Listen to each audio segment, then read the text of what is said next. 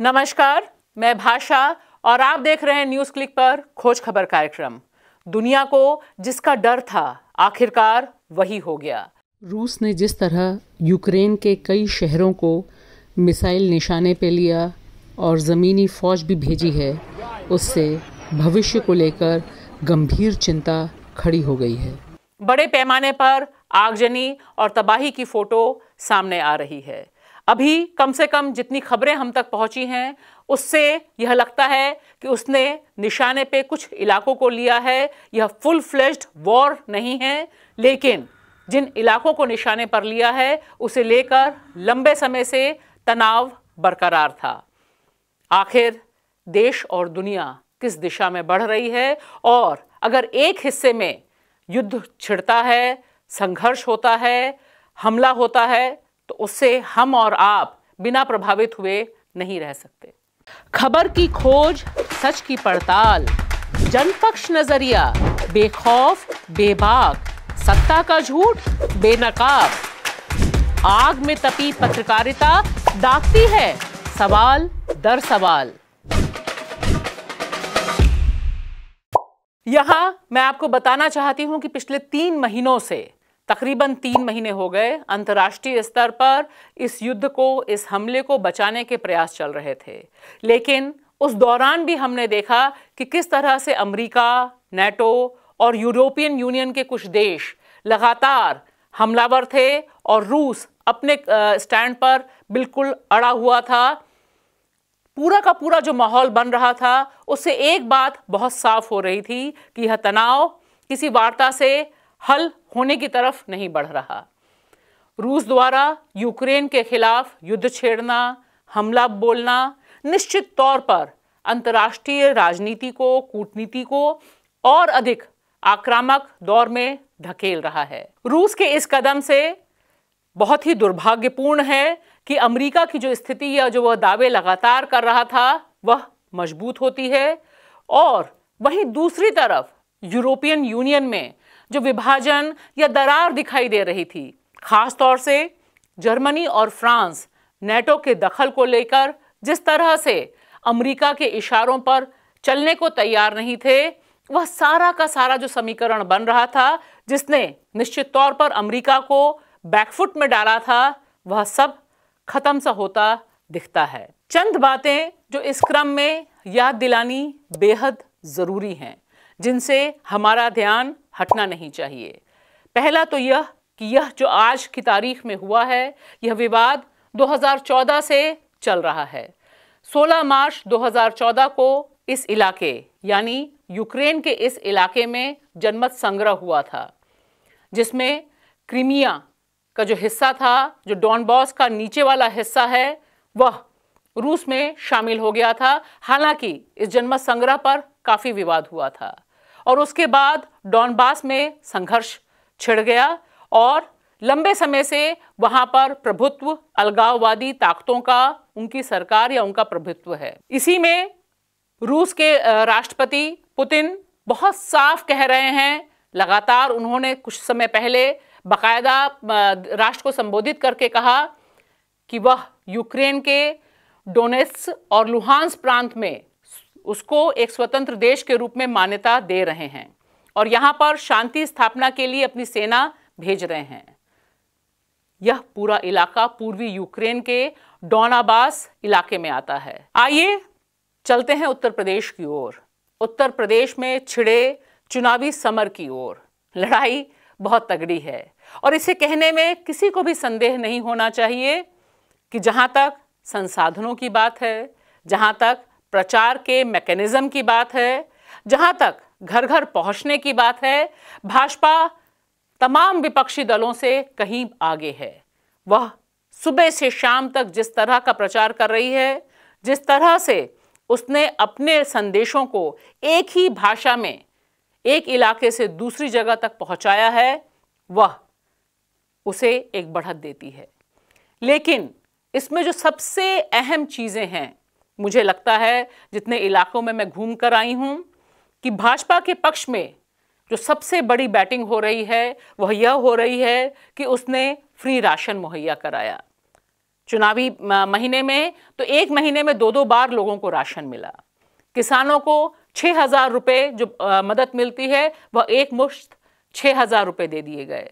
बहुत से लोग ऐसे मिले जिन्होंने कहा कि उन्हें श्रम कार्ड में पैसा मिल गया है। लेकिन इसके साथ साथ एक चीज जो बहुत तगड़ी है कि भाजपा जिस तरह से सांप्रदायिक ध्रुवीकरण करना चाहती थी, वह जमीन पर उनका कैडर खुद भी नहीं बोल पा रहा। ज्यादा से ज्यादा वे बोल पाते हैं कि 370 हटा दी, ट्रिपल तलाक खत्म कर दिया, और ज्यादा बोलेंगे तो अंतर्राष्ट्रीय स्तर पर हम विश्व गुरु बन गए। लेकिन इसके आगे विकास के कार्यों की बात, कोई प्रचार प्रसार कहीं से नहीं होता।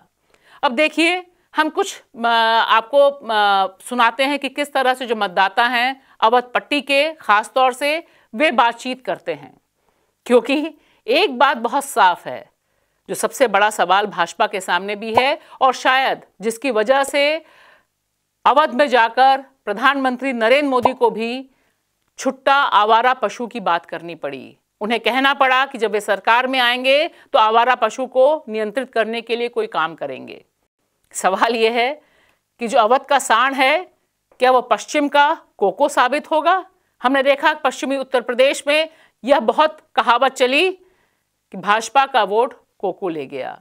उसी अंदाज में अवध में लोग बोल रहे हैं कि अवध का जो सांड है वह भाजपा के वोट ले गया। अब देखिए, इन तमाम लोगों की बात सुनिए।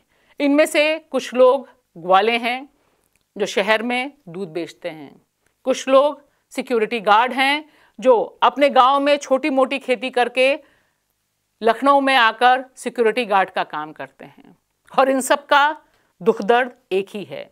साथ ही साथ आप सुनेंगे किसानों को, छोटा किसान हो, बड़ा किसान हो, नौजवान हो, वे सब एक स्वर में पूरे गुस्से में आवारा पशु से कितना उनका जीवन त्रस्त हुआ इसके बारे में अपनी बात रखना चाहते हैं।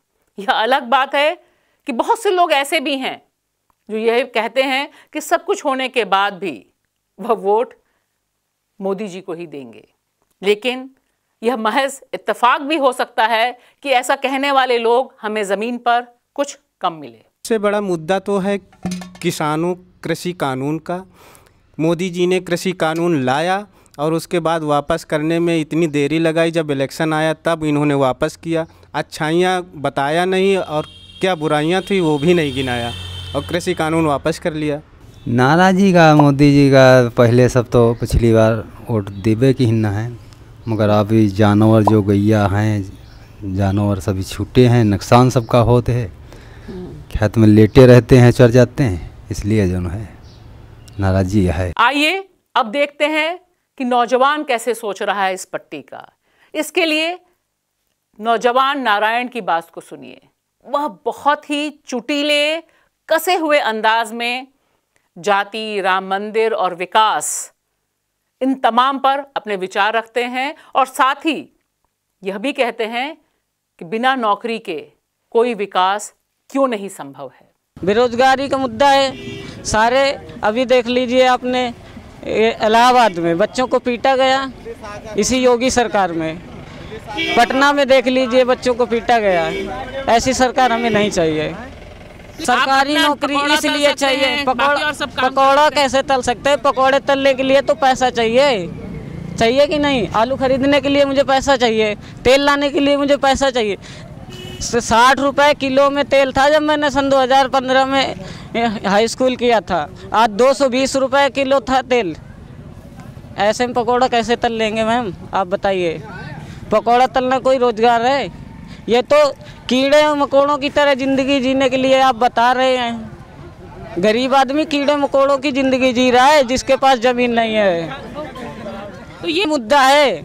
ये जो 5 किलो 10 किलो राशन दे के गवर्नमेंट सोच रही मैंने बहुत बड़ा एहसान कर दिया, तो ये कोई एहसान नहीं है। गवर्नमेंट जॉब दो सबको। हर घर में कोई ना कोई पढ़ा लिखा है, और पढ़ाई में आज मैं 150 रुपये पर डे का दे रहा हूँ, जबकि मेरी इनकम 150 रुपये की नहीं है रोज़ की।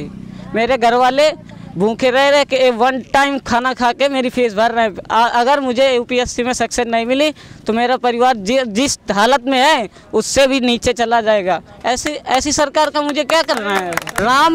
राम मंदिर बनवा के किस गरीब का भला हुआ है? वहाँ तो ब्राह्मण क्षत्रिय ही जाएंगे ना, वहाँ तो हम जैसा गरीब 85% को कुछ नहीं मिलने वाला। जो अपने को ओबीसी सोचते हैं बहुत बड़े ऊंचे पद में है ना, वो भी ना ब्राह्मण उनका छुआ नहीं खाएगा। ऐसे राम मंदिर में हमें नहीं जाना है, ना राम मंदिर में जाना है, हमें मंदिर में जाना ही नहीं है। क्योंकि जब पहले हमें भगवान नहीं भगवान ने हमें नहीं मंजूर किया तो हम भगवान को अब क्यों मंजूर करें। और मैं कहूँगा नौकरी दो, भले 70,000 की जगह में आप 20-20 हज़ार रुपये दो, लेकिन सबको दो। क्वालिफिकेशन जिसकी जितनी है उसके अनुसार दो। उत्तर प्रदेश में अभी पिक्चर बाकी है, मतदान अभी होने हैं, लेकिन अभी तक के जो मतदान हुए हैं उसने एक बात बहुत साफ कर दी है कि मोदी जी हों, योगी जी हों या पूरी की पूरी उनकी टीम हो, उन सब के पास उत्तर प्रदेश के मतदाताओं को लुभाने के लिए सांप्रदायिक कार्ड के अलावा कोई और मुद्दा नहीं है।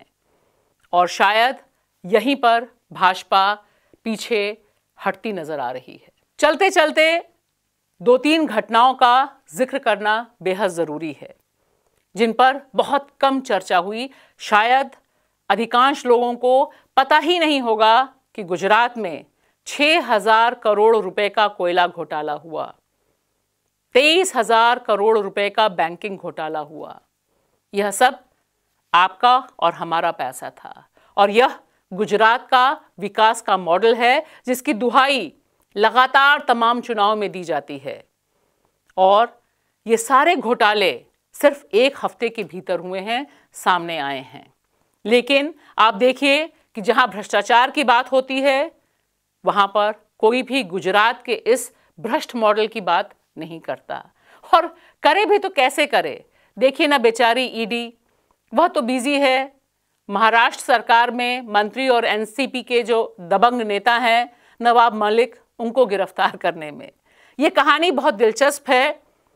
इसमें समझने की बात सिर्फ इतनी है कि हम और आप जब नवाब मलिक को देखें, उनकी गिरफ्तारी की फ़ोटो देखें जो आपको स्क्रीन पे दिखाई दे रही होगी, और कुछ ट्वीट जो आपको दिखाई दे रहे होंगे, वह बताते हैं कि जब सरकारें, सरकारी मशीनरी बदला लेने पर आती है तो किस तरह से केस बनाए जाते हैं।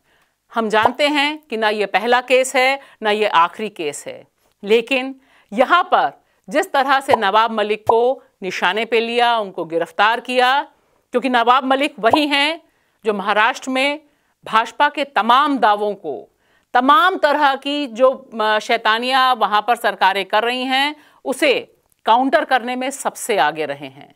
और शायद इसलिए उनको निशाने पे लिया जाना कोई अनोखी बात नहीं है। लेकिन जिस तरह से नवाब मलिक को 55 लाख रुपए के लिए, 55 लाख रुपए में जो उन्होंने 2005 में हसीना एंड कंपनी से मुनीरा प्रॉपर्टी खरीदी थी, उसे जोड़ा गया दाऊद को फंडिंग करने से, टेरर फंडिंग करने से। यह अपने आप में एक अलग ही कहानी है।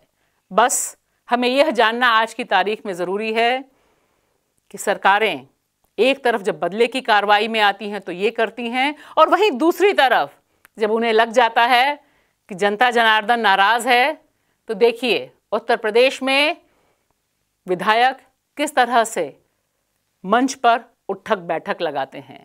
शायद यही लोकतंत्र का कमाल है कि विधायक भरी सभा में नाराज जनता को मनाने के लिए मजबूर होते हैं उठक बैठक लगाने के लिए, और यह ताकत शायद हम मतदाताओं को जाननी, समझनी और इस्तेमाल करनी बेहद ज़रूरी है।